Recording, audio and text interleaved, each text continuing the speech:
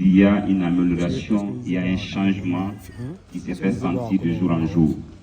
Aujourd'hui, on est à la remise de CMC flamboyant, mais il faut le dire qu'il y a le CS de Symphonia qui est en construction, il y a le CS de Kobaya qui est en construction, il y a le CS de Kassa qui est en construction, il y a le centre d'hémodialyse qui est en construction à Conakry, et je sais que les études du CMC de Matam et de l'hôpital Ignacidine sont déjà faites, et il est en train de chercher les moyens, et c'est le lieu pour moi de demander, de l'applaudir pour ces réalisations.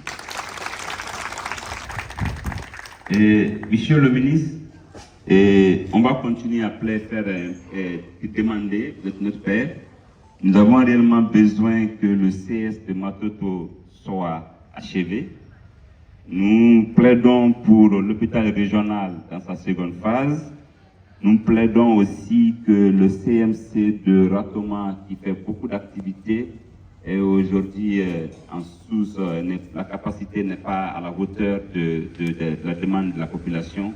Nous vous disons encore de mettre ça dans votre poche pour continuer à plaider pour qu'on ait les moyens pour réaliser toutes ces infrastructures.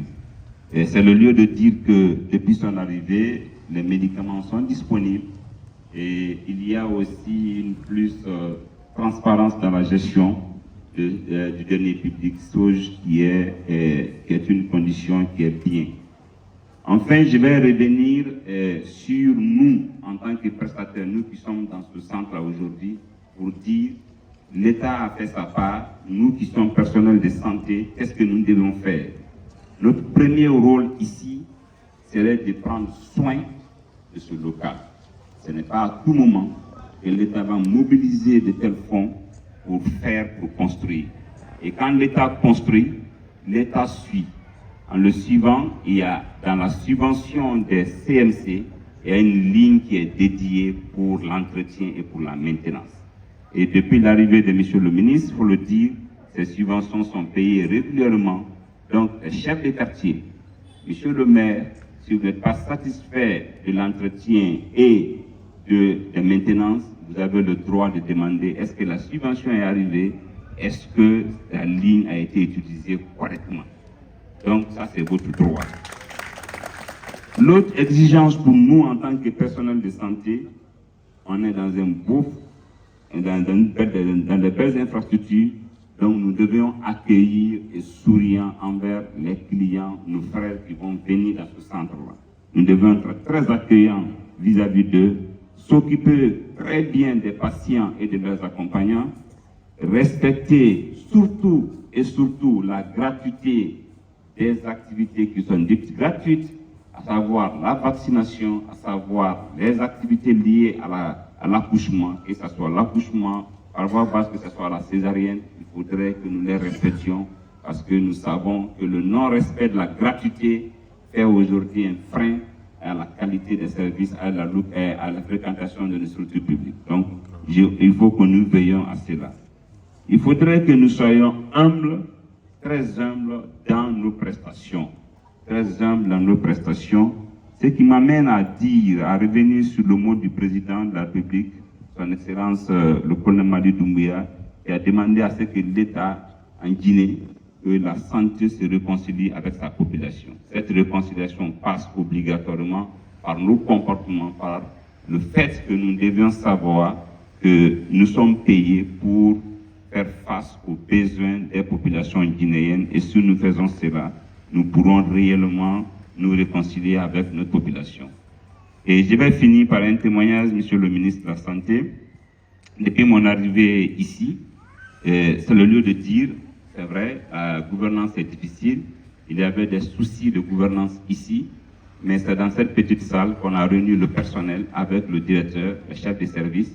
Nous avons débattu à bâton rompu sur tous les problèmes pour leur dire que le centre, les directeurs, mais les autres sont des collaborateurs obligés. Et les directeurs, les autres sont des citoyens guinéens, ce sont des fonctionnaires qui sont mutés, ils ont les mêmes droits, ils doivent travailler ensemble. Et je crois que depuis ce jour, jusqu'à aujourd'hui, Il y a eu une meilleure amélioration dans la gouvernance. Les primes sont payées à la fin du mois régulièrement. Et depuis ça, je n'ai plus reçu des SMS pour dire qu'il y a des problèmes ici et là au niveau de ce centre-là. Et c'est le lieu de témoigner de leadership de monsieur le directeur de l'hôpital du CMC Les Flamboyants et de tout le personnel qui est très accueillant. Et il n'y a même pas encore 2-3 jours, j'ai envoyé un client mystère ici la nuit. Il était satisfait du service des urgences. Donc c'est le lieu pour moi de faire ce témoignage.